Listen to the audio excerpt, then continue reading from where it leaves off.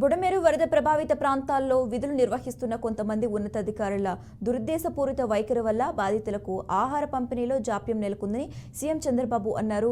గత 5 ఏళ్లు వైసీపీతో అంటగారిన జగన్ భక్త అధికారులు విధుల్లో ఉన్న చోట ఈ సమస్య తీవ్రంగా ఉందని తెలిపారు. అనుకున్నంత స్థాయిలో ఆహారం తెప్పించగలిగినా పంపిణీలో ఎందుకు జాప్యం నెలకొందంటూ సీఎం అధికారులను ప్రశ్నించారు.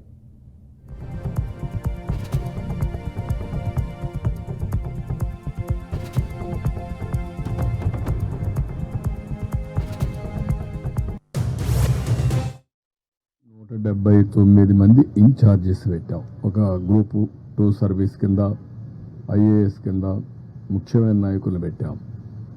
వీళ్ళకందరికీ ఒక బోట్ కానీ, ఒక వెహికల్ కానీ, ఎక్కడెక్కడ ఏమున్నాయో అన్నీ అనలైజ్ చేశాం. ఉదాహరణ, కొంతమంది నడిచిపోయే పరిస్థితి వస్తుంది. ఇప్పుడు బాగా వెసులుబాటు వచ్చింది కాబట్టి ఒక ట్రాక్టరో ఒక వ్యానో పెట్టుకొని ఫుడ్ పాకెట్స్ అన్ని డిస్ట్రిబ్యూట్ చేసే పరిస్థితి వస్తుంది. కొంతమంది బోటే కావాల్సి వస్తుంది, బోటు ద్వారా ఇవ్వాలి. కొంతమంది ఏదైతే నడిచి కూడా నేను చెప్పాను ఇచ్చే అవకాశం వస్తుంది. కొన్ని ప్రాంతాల్లో ఓసారి రీచ్ కాలేనప్పుడు, రీచ్ అయినా కూడా సరిగా చేయలేనప్పుడు 6 హెలికాప్టర్లు ఉన్నాయి. హెలికాప్టర్ల ద్వారా ఫుడ్ అంతా కూడా డ్రాప్ చేసే పరిస్థితి వస్తుంది. దానికి కూడా ప్రణాళికలు తయారు చేశాం. రేపంతా ఒక 6 హెలికాప్టర్ కూడా పనిచేస్తాయి. ఈరోజు కొత్తగా ఒక వినూత్నంగా ఏదైతే డ్రోన్స్ అన్నీ ఒక 8 డ్రోన్స్ పెట్టి ఒక 10,000 మందికి ఫుడ్ పాకెట్స్ అందజేయగలిగాం. ఈరోజు నేను చూశాను, కొంతమంది మేము ఫుడ్ ఇస్తే ఆ ఫుడ్ అవసరం, ఆ ఫుడ్ని వాటర్లో కూడా లాక్కపోయే పరిస్థితికి వచ్చారు. మోయలేక వాటర్లో మోసుకొని వెళ్తే కంటామినేషన్ వచ్చే ప్రమాదం వస్తుంది.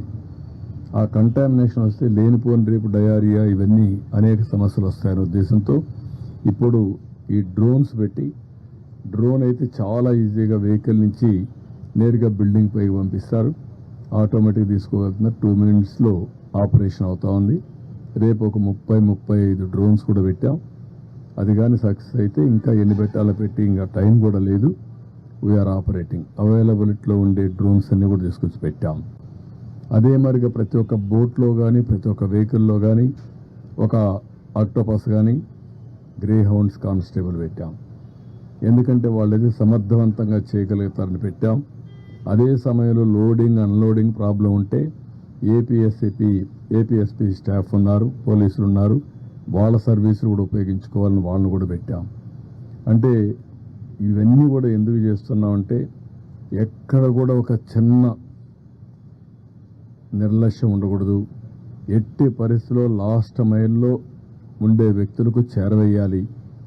వాళ్ళ ప్రాణాలు చాలా ముఖ్యం. అదే మరి వాళ్ళు చాలా ఇబ్బందుల్లో ఉన్నారు. నేను చూసినప్పుడు అనిపిస్తుంది, డబ్బులు ఉండేవాళ్ళు, డబ్బులు లేని వాళ్ళు, చదువుకున్న వాళ్ళు, చదువుకోలేని వాళ్ళు, ఏ ఏజ్ ఉన్నా ప్రతి ఒక్కరు అందరూ సమానమైపోయే పరిస్థితికి వచ్చారు. దీనావస్థలో ఉన్నారు. కడుపు నిండితే చాలని బాధపడుతున్నారు. కనీసం నీళ్లు కూడా దొరకకుండా, నీళ్లు ఇస్తే అది అమృతంగా భావించే పరిస్థితిలో ఉన్నారు. అవి చూసినప్పుడు బాధ్యత పెరుగుతుంది. నేను ఆ మాటే చెప్పాను మా ఆఫీసర్లకు అందరికీ. ఈరోజు ఈ కష్టకాలంలో ఉన్నప్పుడు మనందరి మీద ఒక గురుతరమైన బాధ్యత ఉంది. మీరు ఆ పని చేయండి. నాకు రాత్రికి, రేపు, ఎల్లుండి 3 days మాత్రం రాజీ లేదు. 0 tolerance. అందరం కలిసి పనిచేయాలి. ఎక్కడ కూడా ఏమాత్రం కూడా అశ్రద్ధ వహించడం, నిర్లక్ష్యంగా ఉండడం, కష్టాల్లో ఉండే వాళ్ళతో మాట్లాడే విధానం కూడా చాలా ఇంపార్టెంట్. ఒకసారి ఎమోషనల్గా మాట్లాడతారు, హిస్టీరిక్గా మాట్లాడతారు. ఎందుకంటే నిన్నటి నుంచి భోజనం లేదు, కళ్ళ ముందర పిల్లలకు భోజనం పెట్టలేకపోయారు, పేషెంట్లుగా ఉండే పేరెంట్స్ని చూసుకోలేకపోయారు. అవన్నీ చూసినప్పుడు ఎవరికైనా కోపం వస్తుంది, బీపీ పెరుగుతుంది, ఆవేశం వస్తుంది. అలాంటి సమయంలో మనం వాళ్ళని సముదాయించాలి, ఎప్పటికప్పుడు వాళ్ళకి గౌరవించాలి. వాళ్ళు గట్టిగా మాట్లాడినా మీరు వాళ్ళని ఏ విధంగా మెప్పించాలనో మెప్పించి మనం ఏం చేయాలో చేయాలని చెప్పి చాలా స్పష్టంగా చెప్పాను. మా వాళ్ళు కూడా చేస్తారని చెప్పి ఆశిస్తున్నా. నేను సర్వేలు కూడా కండక్ట్ చేసుకుంటున్నా. ఎక్కడికక్కడ ప్రజాభిప్రాయాన్ని మేము ఇచ్చినట్టు చేరాయా లేదా అని కూడా అడుగుతున్నాం. దానివల్ల కూడా నాకు సమాచారం వస్తుంది. ఆ సమాచారాన్ని బేస్ చేసుకుని మళ్ళీ అక్కడ పంపించవలసిన నిత్యావసర వస్తువులన్నీ పంపిస్తాం. ఇది ఫేజ్ 1లో మేము చేసే కార్యక్రమం. ఇది అయిన తర్వాత ఎక్కడికక్కడ శానిటేషన్, ఇప్పటి నుంచే విజయవాడలోని వరద ప్రభావిత ప్రాంతాల్లో పర్యటన అనంతరం సీఎం చంద్రబాబు అధికారులతో సమీక్షించారు. సహాయక చర్యల్లో కొందరు అధికారుల తీరుపై తీవ్ర అసహనం వ్యక్తం చేశారు. గత ప్రభుత్వంలో ఉన్న అలసత్వం వదిలించుకోకుంటే సహించేది లేదంటూ హెచ్చరించారు. సహాయక చర్యల విషయంలో ఇప్పటికీ కొందరు అధికారులు నిర్లక్ష్యం వీడలేదంటూ ఆగ్రహం వ్యక్తం చేశారు.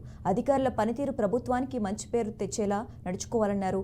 స్వయంగా తానే రంగంలోకి దిగినా మొద్దు నిద్ర వీడకపోతే ఎలా అంటూ క్లాస్ పీకారు. అనుకున్న స్థాయిలో ఆహారం తెప్పించగలిగిన పంపిణీ విషయంలో జాప్యంపై సీఎం అసంతృప్తి వ్యక్తం చేశారు.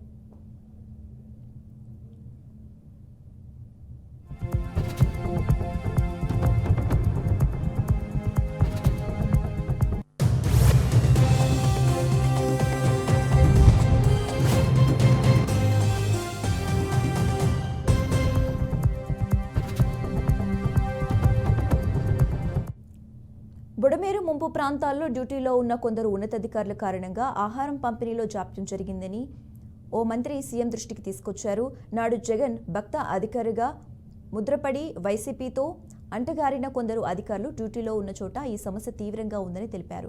పంపిణీ సక్రమంగా వేగంగా జరగకుండా ఉద్దేశపూర్వకంగానే ఆ అధికారులు వ్యవహరిస్తున్న ఈ విషయాన్ని గుర్తించినట్లు మంత్రి సీఎంతో అన్నారు. క్షేత్రస్థాయి పర్యటనలో స్వయంగా తన పరిశీలనకు వచ్చిన అంశాలను వచ్చి మరీ వివరించారు.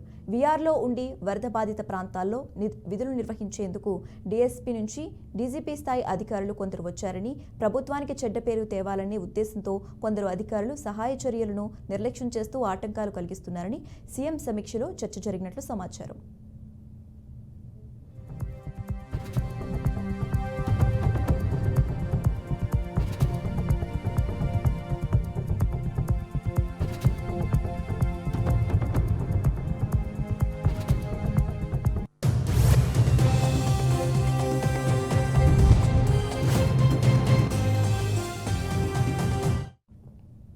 వీఆర్లో ఉన్న అధికారులను బందోబస్తులో భాగంగా అక్కడ విధుల్లో నియమించినట్లు ఉన్నతాధికారులు సీఎంకు తెలిపారు. పనిచేయటం ఇష్టం లేకపోతే ఉద్యోగాలు వదిలేసి ఇంటికి వెళ్లాలని, ప్రజలు బాధల్లో ఉన్న సమయంలో ఇలాంటి పోకడాలను సహించేది లేదని సీఎం చంద్రబాబు తేల్చి చెప్పారు. ఆహార పంపిణీలో మరింత సమన్వయంతో పనిచేయాలన్నారు. సాయంత్రంలోగా పొరుగు జిల్లాల అధికారులతో మాట్లాడి మరో 3 లక్షల ఆహార ప్యాకెట్లు, వాటర్ బాటిల్స్ తెప్పించాలని అధికారులకు సీఎం సూచించారు. వరద బాధితుల సహాయ చర్యలను పర్యవేక్షించేందుకు వార్డుకు ఒక సీనియర్ అధికారికి బాధ్యతలు అప్పగించారు. వరద బాధితులకు పండ్లు అందజేసే విషయంలో ఉన్న అన్ని అవకాశాలను పరిశీలించాలన్నారు. వివిధ ప్రాంతాల నుంచి పండ్లు తెప్పిస్తున్నట్లు సీఎంకు అధికారులు తెలిపారు.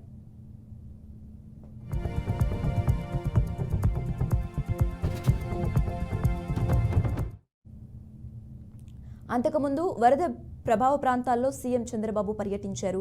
దాదాపు 4 గంటల పాటు నిర్విరామంగా వరద ప్రభావాన్ని పరిశీలించారు. బాధితులతో మాట్లాడారు. సాధ్యమైనంత త్వరగా ఉపశమనం కలిగిస్తామని హామీ ఇచ్చారు.